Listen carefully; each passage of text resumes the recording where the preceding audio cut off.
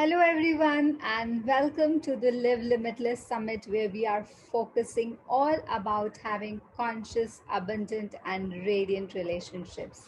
Relationships form an integral part of our lives, and they are also sacred territory.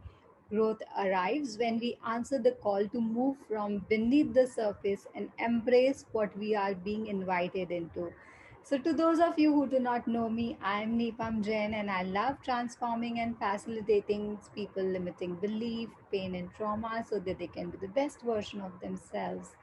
So, I'm very excited to have Lafaya Michelle with us today. Welcome to the show, Lafaya. Hello, very excited to be here.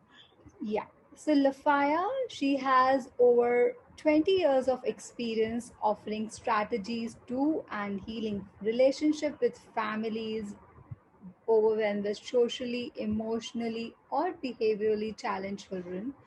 Lafaya has specialized in working with autism spectrum, ADHD, reactive attachment disorder, and other underdiagnosed, under overdiagnosed, socially misunderstood individuals and their families.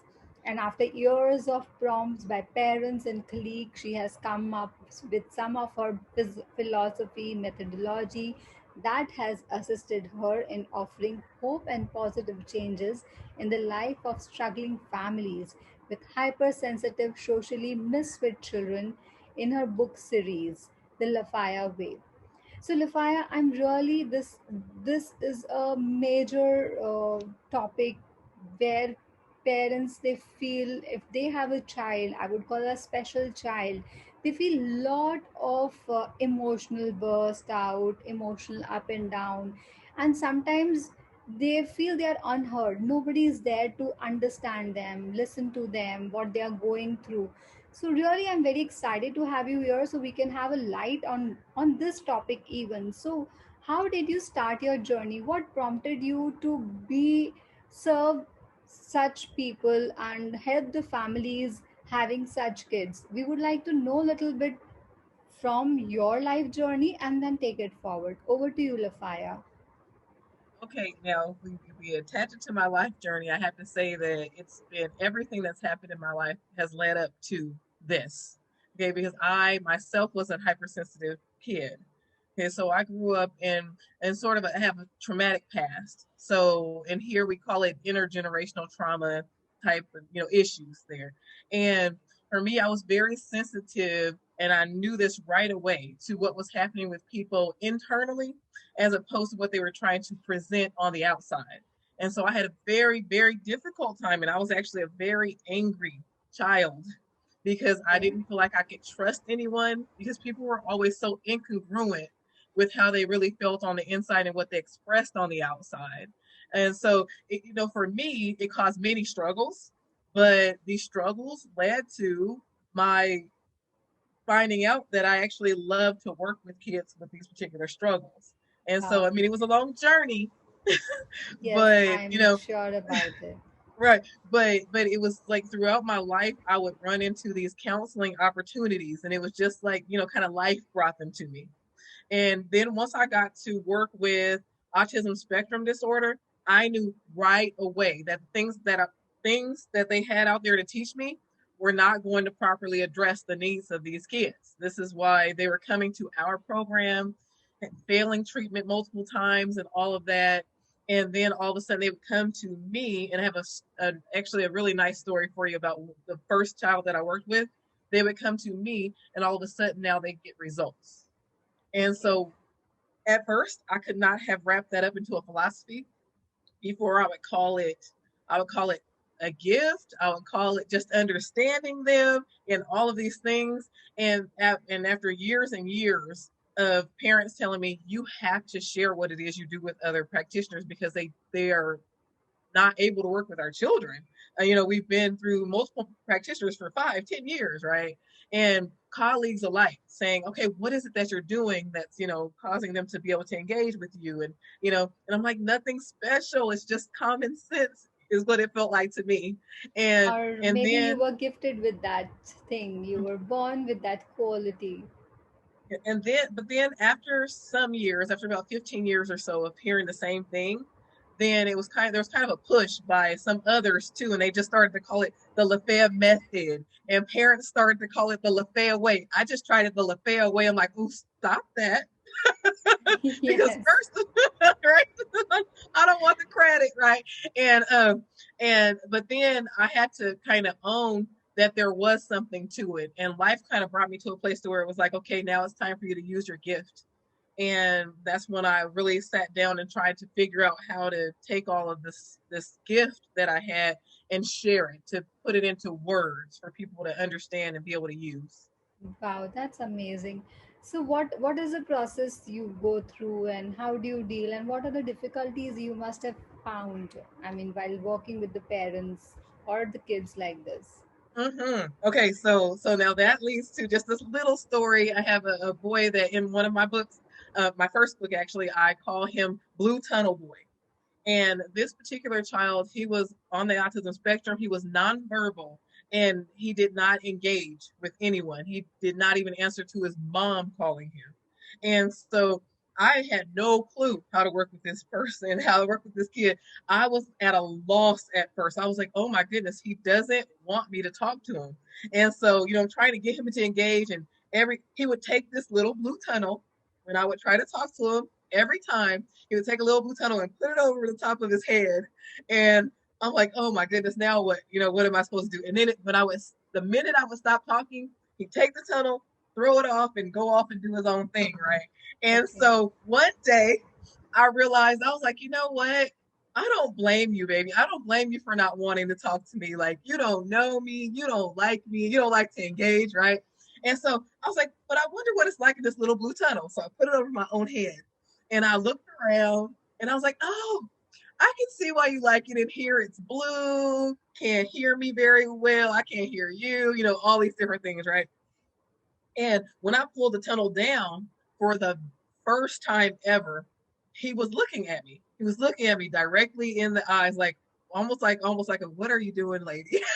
And Okay. so, and then I'll kind of just follow his lead. I was like, well, I said, nope. I said, if I don't get to look at you, you don't get to look at me. And I pulled the tunnel up, and I pulled it back down, and we started to play this like strange little game of peekaboo. But I started to get faint smile. He was very blunt affect, but faint smiles in his eyes, like, and it became kind of a fun thing. And from there, we were able to get him engaged with, because I took an interest in what he was interested in first. Yes. I was able to get him engaged, and then he started to follow some of what I did. It kind of it led to him eventually just kind of, he would be playing with a toy, and then he'd just pick it up and throw it at me and be like, "Now you play with this toy, right?"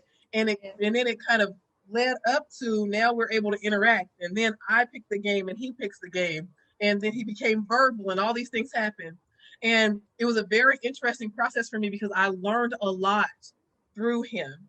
I learned that, one, if I was having a bad day internally, because we're all human and we have bad days, no matter how professionally I presented, no matter how softly I spoke, none of that mattered. He would act according to what was happening with me internally. So that was something that I picked up on right away, because I was like, oh, you're really sensitive, like I am. So I understood it quickly, because I'm like, oh, I said, you can see straight through me, right? The same way I was. You can Yes. see straight through me. And he taught me during that time. I didn't realize it at that time, but I carried that with me, because I figured out I have to figure out how to find my zen. I have to find my peace space, or I will not get good results with this kid. So that actually leads to the first concept in my philosophy, in the methodology piece, the 4-step process that it takes to have success with hypersensitive kids. The first is to find your calm. If you're not able to find your, and I say find it on purpose, because it's not like we don't ever have it. It's just we have to locate how to get Yes. there, sometimes in very difficult moments. And so there's a whole process that I send parents through, teaching them the importance of, first and foremost, of finding their calm. Because if you do not, then these very sensitive kids, the hypersensitive kids, they will tune into the feeling energy of you, and they will become reactive to that. So it doesn't matter how logical you try to be. It doesn't matter how softly you speak. It doesn't, none of those things matter at all. What matters is they attach to what's happening with you on the inside. So you have to find a peace space in order to help them to de-escalate.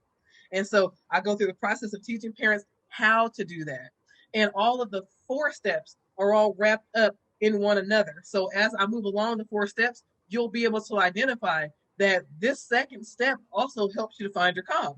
And then the third step also helps you to understand, the second step and find your calm. But now that leads me to second step. The second step is to understand the real truth, or what I love to call the honest truth. Oftentimes, we are impacted by far more than what's happening there in that moment. And when you're dealing with especially hypersensitive kids, they can be very triggering for many parents Yes. because Yes. they tend to be on their own agenda, which makes it seem as if they don't care about anybody but themselves, right? And they tend to be very concrete thinkers, which makes them very difficult to reason with.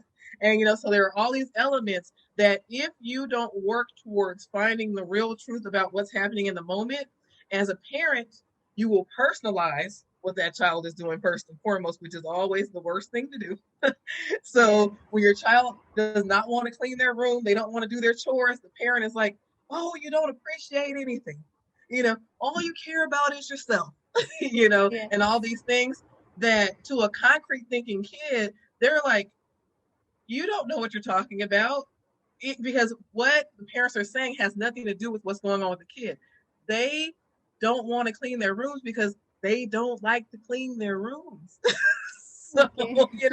and so when you're dealing in the real truth, then you can really start to have a better impact with the concrete thinking on their own agenda kid.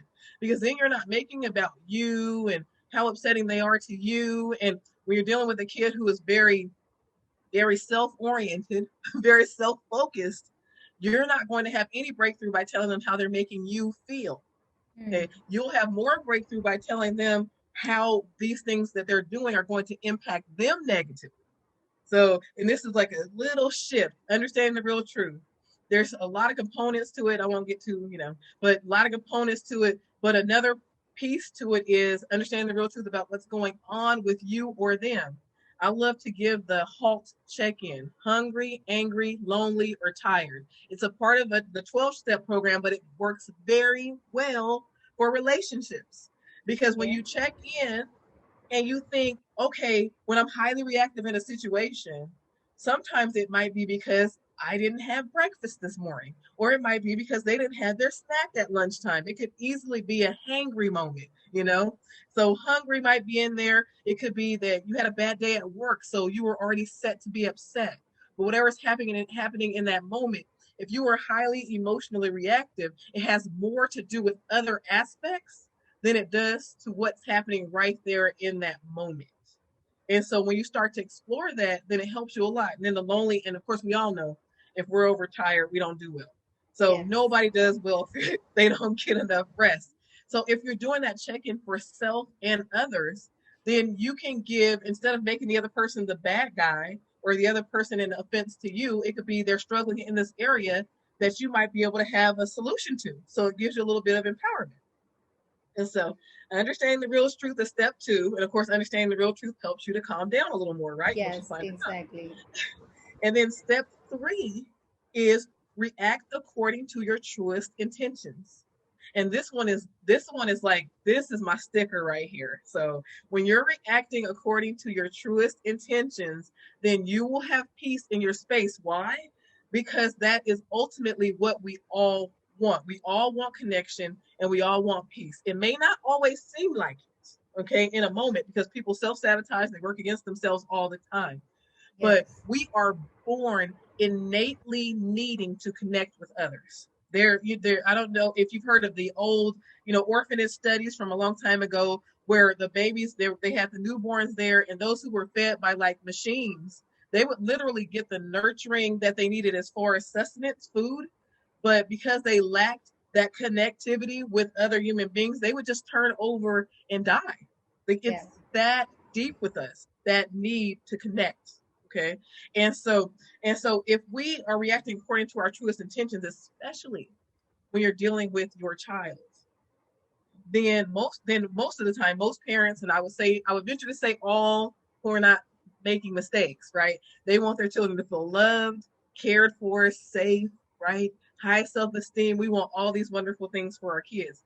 But what we reflect oftentimes are very little of those things. So we're yelling, we're reflecting disappointment and frustration and, Yes. you know, and all these things that we don't, it's not our intention nor our goal to crush our kids' self esteem.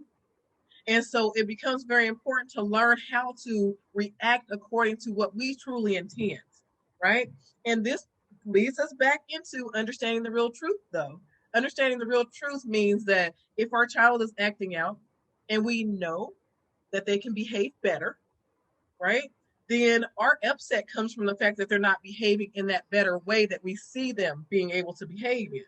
So if we know these things, we need to speak to the lovely child that we know exists in there, as opposed to the little one that we feel is the tyrant, right? So because Right. whichever one we speak to is the one we'll get more of. Yes. So That is absolutely true.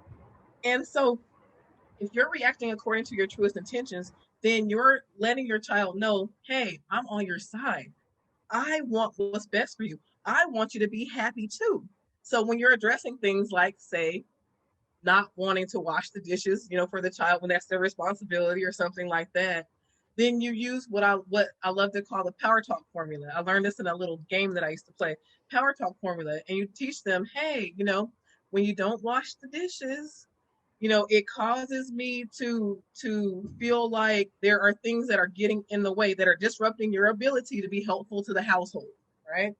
And I know that's not your intention, right? Because what that means is now I'm going to start taking things away and out of the way, right? I know that's not your intention. So I just need you to get the dishes done so that we can both have you happy in getting to this activity that you like, right? So Right. then you're teaching them, hey, I'm on your side. And here, this behavior right here is preventing you from getting to the thing that you want more often, right?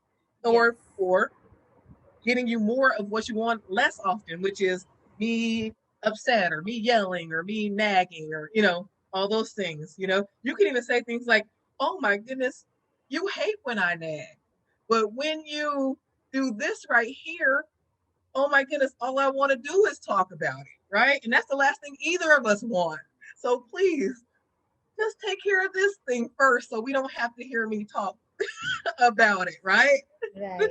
So So so then basically it is having a mutual understanding, expressing your truest self. This is yes, yes. yes, the real you. Because and then the reason, and it all gets back to everything else. So you find you're calmer, you have more peace when you're representing who you truly want to represent.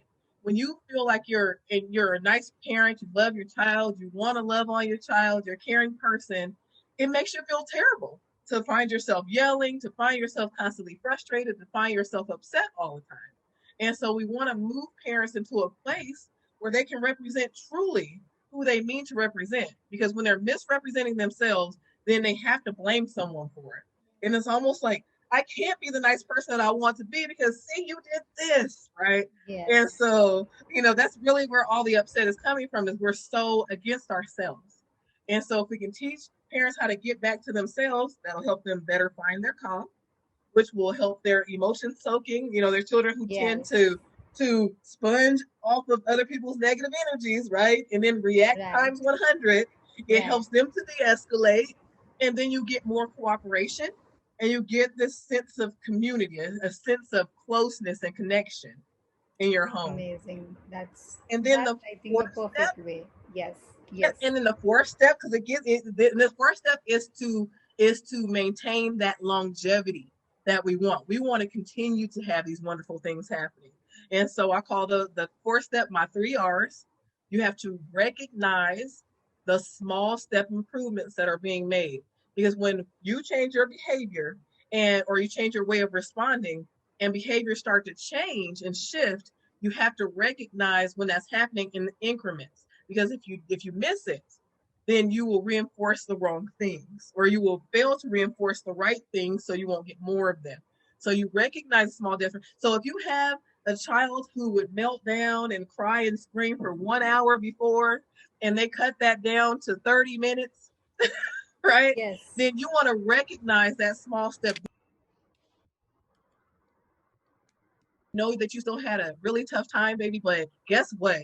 You used to cry for an hour before and you moved it to 30 minutes. How were you able to make that such a big improvement? I'm so proud of you. How are you able to regulate, right? And and this will encourage, first of all, you yourself, because you'll see the positive change. It'll give you more hope. It encourages the child, because then their behavior is not so all on that side of horrible. It shows that it can improve, which causes more improvement, right? So you recognize, you reinforce, and you repeat. It's like the rinse and repeat. All four steps. You just keep vacillating between the four. And what you'll find is a calmer, hypersensitive child, a calmer and more peaceful home, and one with a sense of cooperation. Lovely, lovely, Lafaya. That was really amazing to know that four steps. And yeah, I think being our truest self, and what you said, which I really like, was they are responding to the energies what you are within. It's not the verbal thing, and how you just put it to practice your four way. I mean, that's really amazing how you're helping parents out. And so in this way they are able to manage their emotions and everything. Amazing.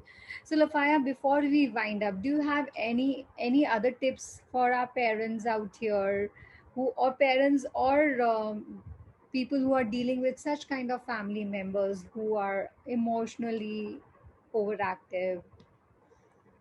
Now, what I want to tell everyone is the concepts that I'm sharing. I know that they're not commonly taught. They are maybe in little pieces here and there, but they haven't been brought together in this way.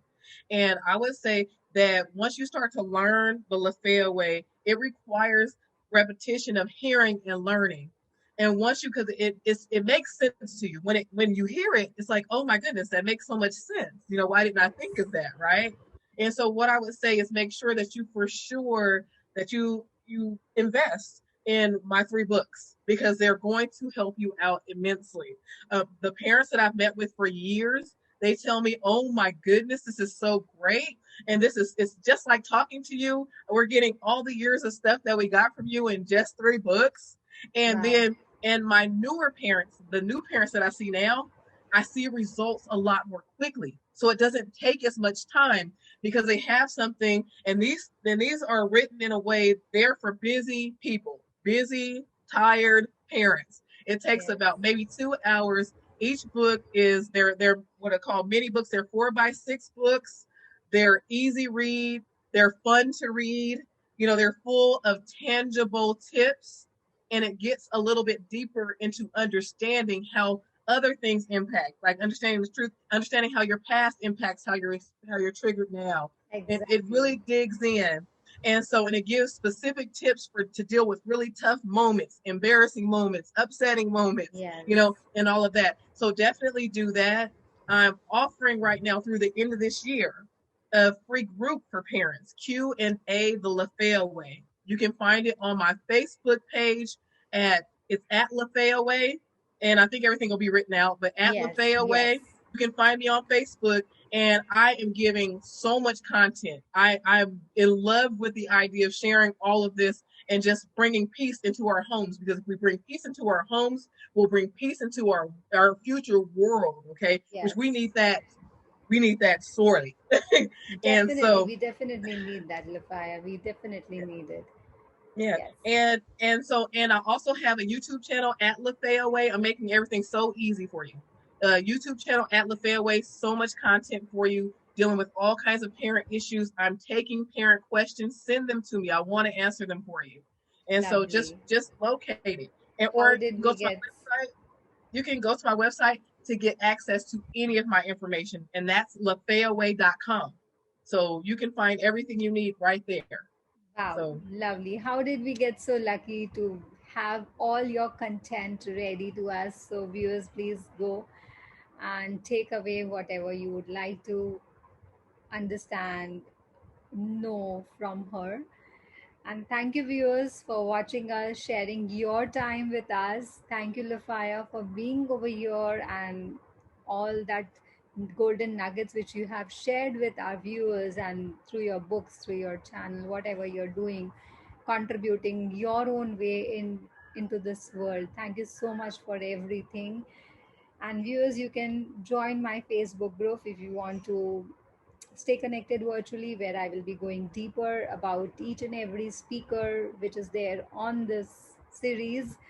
So, my Facebook group is Body Mind Rewind. And till then, stay safe, stay healthy, love little more. Bye. See you all soon.